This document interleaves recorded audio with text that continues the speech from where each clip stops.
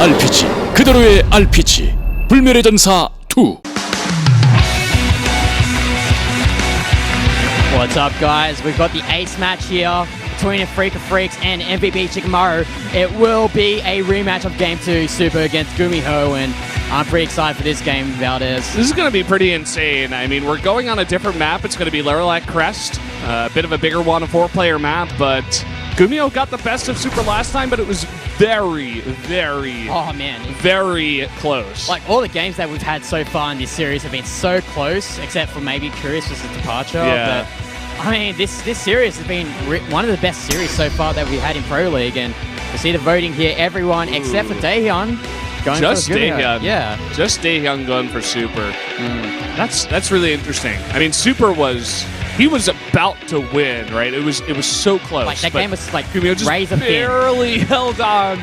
Let's go into game number 5, the ace match between Super and GuMiho.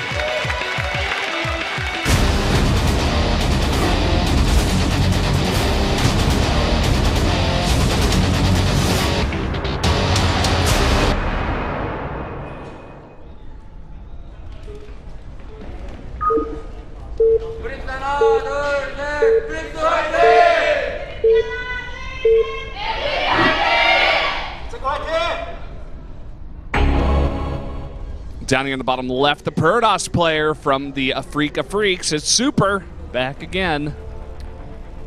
And spawning at the top left, here with vertical spawn positions, light blue Terran for MVP GuMiho, it is GuMiho. Thanks for coming to the studio, guys. I don't have this earphones, but I am Lion Wong from Tencent. Or maybe they're from Riot? I'm not too sure. I can't read it. Well, from Tencent at least, so yeah, pretty much. Riot China? I don't know. Something like that. Yeah. But who knows about that weird League of Legends thing anyway? Yeah. Oh, same person. Once He's again. back. Same sign. He's reusing the sign. He's been waiting for this moment his whole life. He was waiting for GuMiho to win the ace match.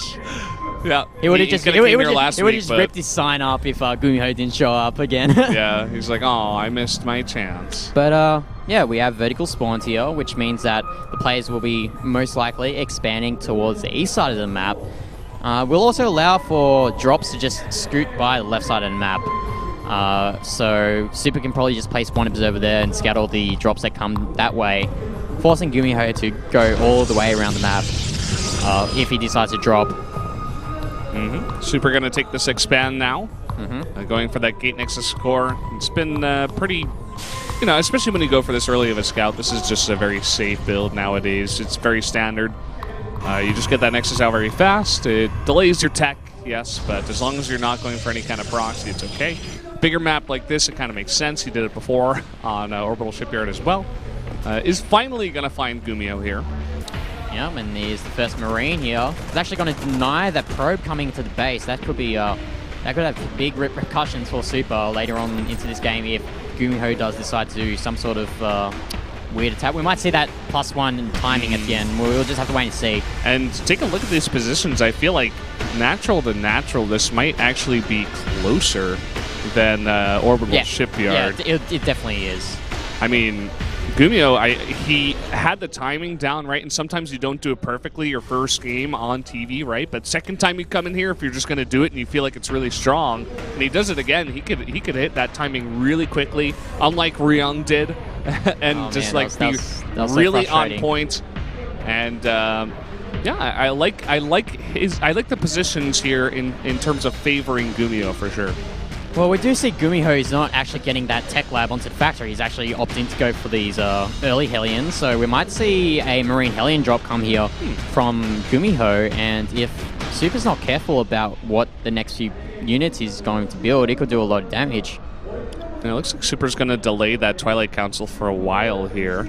Yeah, I think he just wants to be really safe, get the Observer out. Yeah, gets the Observer, but also the Mothership Core pretty early on just to make sure that he's not dying to anything. There's the Observer and the extra 2 gates. Yeah, he just needs to have the optimal pylon placements for those overcharges, or else the mineral lines will, the probes on the minerals will just get decimated by this upcoming drop. And I think he learned his lesson in terms of when he faced that last build from GuMiho. He did not have the pylons ready in front of all of his gateways at the third base and orbital shipyard. So definitely preparing. Here comes the drop. Here comes the drop, and oh, it looks like we might see GuMiho try and ferry those Hellions. No, it looks like he's going to go for a straight drop here. And he's actually evacuating the probes here, Super. And look at this, all the Marines are just going to drop on top of the Stalkers and get immediately surrounded. And here come the Hellions. A little bit too late. They were on attack command going after the pylon, but he's going to drop now, and he is going to just fight against these Stalkers with Hellions, and it's not working out too badly. There's a pylon overcharge, though, from Super, but he's going to be able to at least delay this expansion for quite some time, at least until the next warp-in does come in. And those two Stalkers are very low, but there is that fresh warp-in, so no probe kills, I think. I don't remember seeing any probe kills. Were there probe kills? I don't believe so. Let me take a look. It looks like maybe... No, he lost that probe earlier on for scouting, so no probe kills there, which is actually quite unfortunate from GuMiho. He was banking on those Hellions to do a lot of damage to those probes, but Super's actually doing a good job, but as I say that, drop here at the back, and this is GuMiho's all the Stalkers are across the map. Yeah. He's coming in here. Here's the Widow Mine. Takes out one Mine. Stalker for free. Overcharge is going to totally shut down those Hellions, though. But this Widow Mine does do some slash damage onto those Stalkers, but the Stalkers do waltz into that expansion. That expansion is going to be stopping mining temporarily until the next round of units do come after GuMiho. But GuMiho is just being so obnoxious with his one medevac and Marine. It's forcing Super to come back here. One Marine, even without stim, can do a world of hurt if it's not dealt with, that's for sure. Highest DPS in the game. Finally gets that tank out. And there's that Raven as well that is always used by GuMiho. The MVP Terrans, I guess. It seems to be their trademark, is that early Raven. This, once again, that Observer does get blown up by the Widow Mine and the Marine Fire. As Super's just regathering his army right now. Maybe, I'm not really sure what GuMiho wants to do with this Banshee. He obviously wants to harass, but I'm not sure if it was the best course of action, especially knowing that Observers are out on the map. Yeah, he hasn't committed to the cloak. He's just kind of going to throw it across the map. I mean, I suppose he already had the tech lab on that starport, and he's like, I could just throw this out here, you know, keep Super on his side of the map and keep him defending. Oh, it looks like Super sniffed this Banshee out, and yep, the Banshee has to move back. The Observer is just there to be safe in the case that GuMiho has the cloak, which he doesn't. And looks like GuMiho is actually posturing to take that third base rather than going for the timing that we saw in the previous game on Orbital Shipyard. Well, he's making that reactor on the starport right now. It looks like this Banshee, if it's not moved, okay, it is moved and does get out of the way here. That is just a Marine over there by that third base, so not going to throw down the third base just yet. Ah, I thought it was an SCV, my mistake. But this third base is up for Super, and the gateways are up as well. And are we waiting for, is GuMiho waiting for certain upgrades to finish? I haven't seen the... Looks like stim and combat shields. But there's no +1 upgrades from GuMiho. Well, so there it is, but it's not going to line up. Yeah. So kind of with all the shenanigans that happened early on in this game, it kind of cut away at the timing that GuMiho had, and I feel like Super is going to be very stable by the time it does eventually get to the point where GuMiho wants to push across the map. Yeah, we do see the additional production facilities and barracks there at the expansion of GuMiho, and we haven't really seen a sign of a third base coming from GuMiho, so I'm not really... I honestly don't know what the course of action, the best course of action for GuMiho is. He's trying to harass with his Bit Banshee, but the Observer sniffs it out. These Stalkers are nicely placed, and the Warp Prism's out here for Super, so he's going to be able to harass with that. Let's see, this drop is coming in. As you were saying, the Warp Prism. He's got his Stalkers at the front. Blink is finished at this point, but 4 tanks and a Widow Mine, not something you would want to blink into. Perhaps he wants to force a reaction here first from the Widow Mine, or rather the drop here. Oh, I love that place Banshee there. Knowing that that's the only area where Super can drop his units. Always going to get a shot off at the dropped units of Super. And it looks like Super's posturing to... Actually, no, he's just recollecting his army right now. And Super's going to see that the third base isn't taken, so alarm bells must be ringing for Super right here. Yeah, I'm kind of surprised that he's out on the map. I suppose maybe he just wants to force... He knows the composition. He saw it last time. Maybe he just wants to force him to siege over and over. I highly doubt he would actually commit to this. Okay. No, I think the best course of action is... Oh, nice blink, actually. He's going to deny this, most likely. At least it's going to stop the SV, and I think it's going to force the cancel. But it looks like we're going to see a counterattack here, taking advantage of the fact that Super did blink some of these Stalkers, and here comes the fight. Here comes the fight, but so many units here for the Protoss, but a really nice concave with those Marines, but at the same time, the tanks are forced to pick up, and GuMiho is not going to win this fight. He needs to get back up that ramp. PDDs as well, just wasn't enough here from GuMiho, but a nice sizable amount of damage onto his depths. But with that third base cancelled, it feels like GuMiho is just he's feeling really antsy now. Yeah, he is going to try to siege up here now, and Super staying a fourth base. He knows the position he's in. He feels very, very safe. He won that fight there, forced GuMiho back on 3 bases to 2. He should be feeling pretty good about his situation. Yeah, and we see a shade in there, but there's no reason to sacrifice his army. He needs the best concave possible to fight against an army of what GuMiho has. The tanks are essential for GuMiho here. If he loses those tanks, then this army is just completely garbage. And finally breaks his own rocks. Tries to get some harassment here, but nothing to it. 2 probes, finally. That Banshee was itching for some damage this entire game. And I think GuMiho is just going to float that command center at the main base on the third. He's just like, I guess I'm just playing a 2-base economy at this point, and I'm stuck on this composition, you know. Upgrades right now, he's only got +1 with the stim and the combat shields, and that's about it. He's adding in Liberators, definitely will help, but high Stalker count should be enough as long as he doesn't blink underneath any tank fire.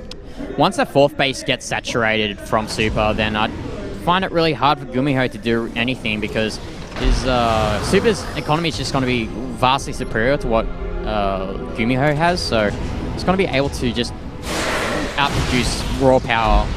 But we'll see GuMiho just slowly pushing forward with these Liberators, with these tanks. Yep. Finally, that third base, or the main orbital does land there.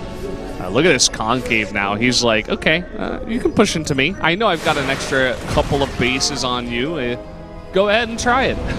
I think what GuMiho should do in this instance is try and use the high ground to his advantage. I think he should just not push down directly through that left side. I think he should just use the high ground with those tanks, try and get some shells into those into the army of Super, and just whittle Super's army down. But it looks like he's just very adamant of just sitting here below his ramp right now.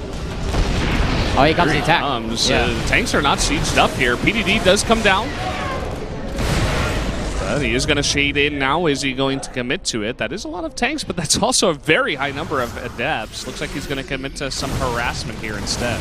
And Super's nearly maxed out right now, so I think he can start taking the trades as long as they're favorable, of course, because he has that 4th base running quite comfortably. He hasn't taken the gases on that base, though, so it doesn't look like he's thinking of getting either Tempest or the Liberators or the... oh, here we go. Here comes the attack. Oh, man, that's so many Immortals in the back. I think this is just way too much Protoss. The Liberator's not even fighting in this fight. And still so many of these Immortals are still left over, but GuMiho is fighting back. He's still staying alive somehow, some way. Oh, man, these Marines just doing so much damage. And especially with those Liberators as well, just helping help zone out the army of Super. But Super is doing another warp in here, and I think he might be going for another attack with this warp in. He's got a very big number of adepts at this point, but still enough Liberators remain, I should say, just 3. His 4th base hasn't really been oversaturated. He's sitting at 60 probes. Now he begins some probe production. Yeah, surprised that he hasn't transferred those probes from the main base to that 4th base. I'm pretty sure that main base is oversaturated right now. He's got like 4 minerals right now. Yeah, here we go. Oh, this concave from Super is so good. Oh, it is so good. And all the SCVs are going to come down and try to help out in the fight. The tank does siege up in the back, but I love the barriers here. The second the Immortals get targeted down, they barrier up, and that just may be it. Oh, it feels like MVP's dreams of making the playoffs are dwindling. And look at GuMiho. He's just frustrated so much. That is such a rough spot for him to be in. GG is called, and Afreeca wins and gets their first win of round 2. And as you said, MVP is denied any chance of making it into the playoffs.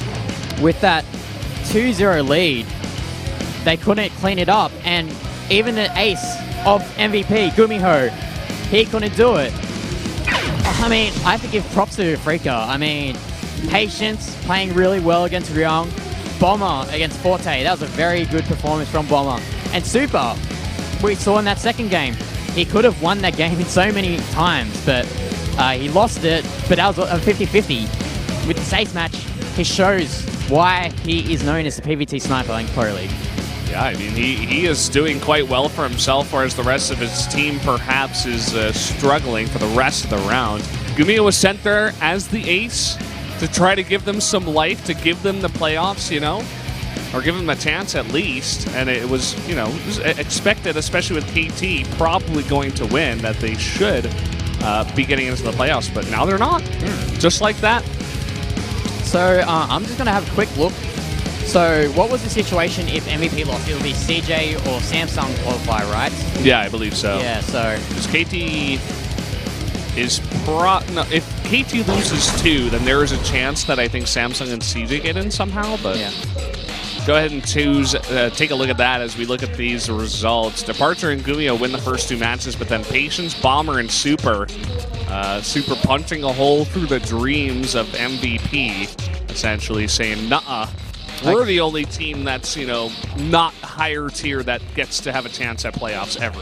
All right, so if MVP lost, so KT definitely in, and if KT win, then CJ would qualify. If KT lose, then Samsung will qualify. It's as simple as that. Wow, okay. So there you go. A lot on the line here. Essentially, you said if KT win, then CJ qualifies, right? Yep.